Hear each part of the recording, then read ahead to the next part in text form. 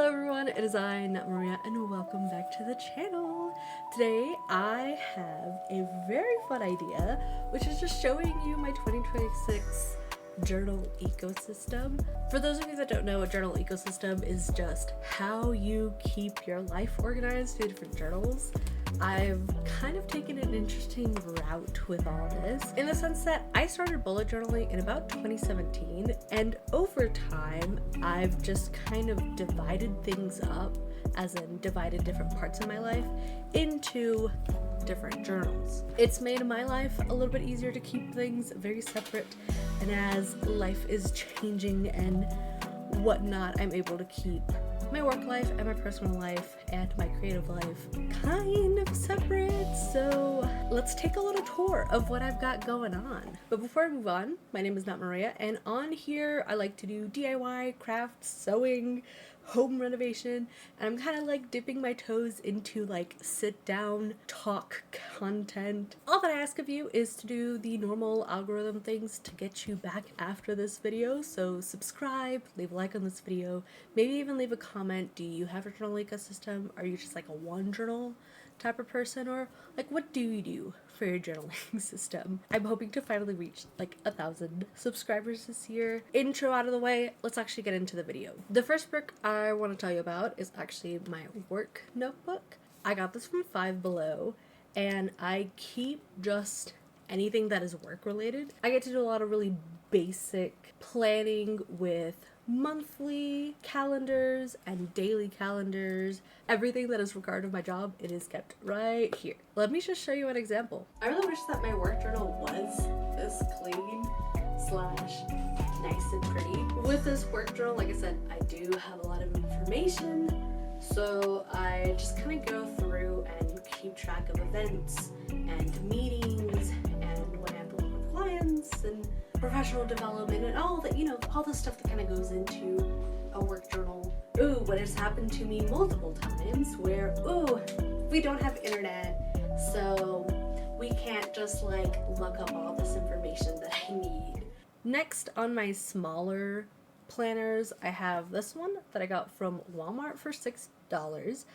I was gonna look into getting another one because I really like this size for when I finish my bullet journal, which will be probably the last one, but they're $12 now. But this journal I use for content creation. So this is where I keep all of my creative ideas that are specific to making videos, short form, long form.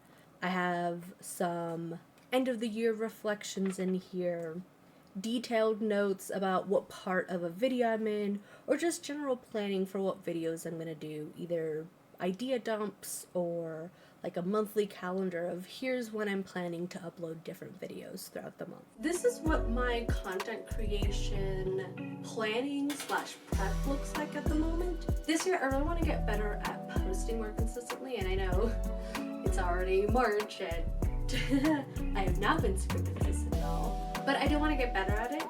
So I take the month and I keep track of how many videos I want to post, what kinds of ideas I have. I find that this kind of framing device is really helpful to just get a lot of different kinds of videos out on my channel instead of focusing just on one specific style, maybe getting bored with doing the same kind of repetitive work. And since this year I'm doing a lot of DIY, upcycle, thrift pieces, then I kind of need something that's a little bit more chill to fill out how long it takes me to do a single project. And of course, when I'm done with a video, I also have to think about, well, what are some shorts that I can make? Last year, I removed my Instagram account, my Facebook account, but I deleted a bunch of social media accounts. I'm really only sticking with Tumblr and YouTube and Pinterest at the moment, although they're also on very thin ice. And for me, limiting quote-unquote myself this way just makes me feel a lot less overwhelmed and a lot more like, oh, okay, here are some actionable steps that I can take to make the content that I want to make and be creative in the ways that I want to be, but also like appealing to the algorithm gods. if I have an itching to be creative that isn't just in the form of making videos, then I'm going to go into my sketchbook. I don't have anything in the front page, but I do have some art that I'm fairly proud of. I've only had it for about 2 years at this point, and there's not a whole lot, but the majority of this is just planning different projects. So I've planned some cosplays and what pieces I need to make or find secondhand. I have my Valentine's Day tote. I have some collages. I have some drawings. I have some paintings. Like anything that's not video related, it's in here. I've been wanting to get back into art slowly / surely. It's just, I have so many hobbies and so many art forms that doing sketching is at this point probably my weakest hobby, or at least the one that I feel the least confident in doing / I feel like I have the lowest skill and ability to do things with. So I don't think this year is the year that I get really into painting or drawing, but it is really good for helping me design cosplays. All of these examples that I'm including today, I did edit in Krita. So this is all fake information. This is how I use these items, these books. It's just not the most representative. On the flip side, it's also just a place for me to be creative. Just by doing this little experiment, I've noticed that the circle-y, rounder, more simplified art is a lot easier for me to do, a little bit more enjoyable than doing this very like angular, very detailed. I just don't think I have the practice for that. I used to draw in like a very anime style when I was drawing in like middle and high school. I can't do that anymore. So we're trying our best with new creative pursuits. At the very end of back to school season, they always have a bunch of notebooks that are on sale. And this is not one of them, but to just grab up a few that I can use throughout the year. Larger notebooks like this, I like to use for larger lists, or maybe if I'm writing something very lengthy and I want to kind of fold it up and put it into my diary, or if I have shortcuts that I need to write down for a new project. This kind of just goes everywhere with me. Depending on the specific project, how I use this notebook can just vary. I have 2 different examples. One where I'm looking at different albums that I really like from different artists, and one where I'm just kind of figuring out, well, what's the best wood type to use for note-taking and planning, and just having a list of things that I can look more into really helps me whenever I'm researching or just kind of figuring out what my next project is going to be. Especially in areas where I'm not as knowledgeable, like say woodworking or I kind of need that extra support and that extra time to research to figure out if what I need is actually what I'm looking for, or if I can just like buy something close enough. And then last but not least, I do have my bullet journal. I'm not going to show you the front side because I am a collector of 18 plus stickers and it'll just be blurred on one side, but instead I'll show you some cute little artists that I have here on the back. I got this one from a local vendor. This is from like a D&D book. I got this from when I went to Kdenlive in Phoenix. I picked up some of their stickers. You'll notice that I had the other one on my content creator book, but my bullet journal is my everyday journal. So I keep a lot of different kinds of information in here.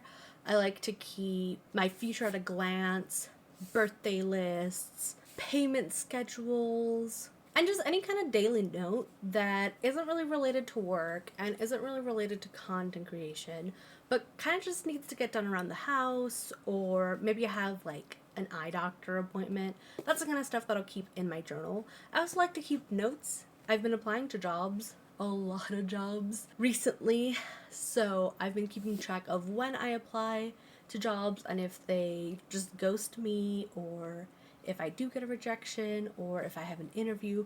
All that just kind of goes in here. With my bullet journal, I like to keep a typical daily tableau.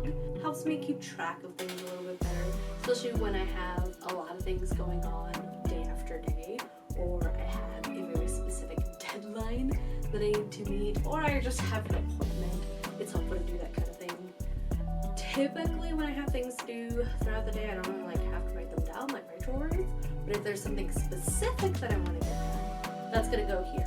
I like to include little doodles, little stickers. Really, this is just, hey, you need to remember that you need to do this, and it's gonna make your life so much easier. One of the things that I've been trying to push a little bit more in the past couple years with my channel is sustainability. It is kind of difficult when it comes to like journaling and scrapbooking. I don't want other companies hosting my most personal and intimate information / data. I don't want them keeping that on who knows where, what they're even doing with it, and they're probably just selling my data anyways. So for me, working physically makes me feel a little bit more safe about my privacy in that kind of way. And also, I have tried using online platforms like Notion. I just couldn't get into it. I tried it for a while and I found that I just wasn't opening Notion as much as I was opening up my bullet journal. And I can use this for so many years. I'm already on my 2nd year of using this notebook. I'm not even halfway. Okay, I think I'm maybe a third of the way through. Somewhere between like a quarter and a third of the way through. So for a couple bucks, that's pretty good. So there are ways to do this in a little bit more friendly to the environment, budget friendly kind of way. It just, you know, takes a little bit of planning and forethought. I hope you had a good time. And if you haven't already, go ahead and subscribe and leave a like on this video. I might do more journaling videos. I don't know. I do want to talk about personal curriculums because I've seen that going around and I'm very interested because I have a lot of thoughts. And I have a lot of tips is the thing. The thoughts are good. I hope you enjoy this. Let me know what's in your journal ecosystem and I hope to see you all in the next one. Bye!